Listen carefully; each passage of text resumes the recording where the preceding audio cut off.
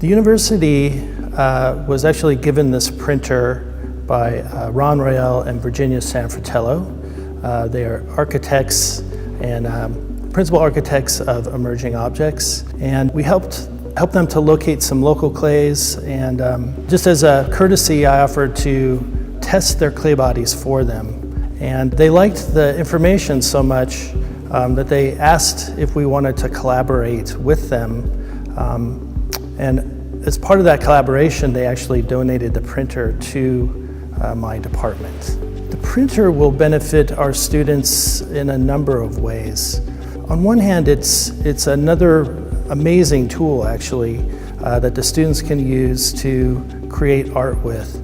I also look at it as something that can spark their imagination and creativity.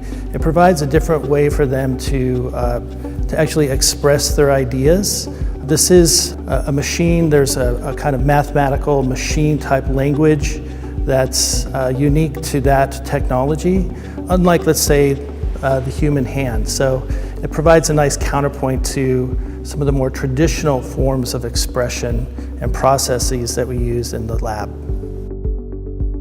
One of the great things about this 3D printer and is really the experience and how it became a nexus point for all of these different disciplines and people to come together. We were working with scientists and architects and artists and engineers. All these different disciplines and ways of thinking and working came together at that point.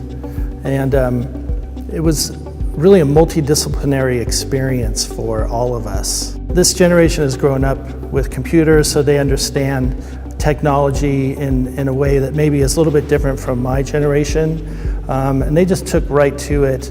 There are others, though, that I think can be threatening in a way, because we privilege the hand so much in our art department. So it challenges them to really think about what they're doing and how they're doing it.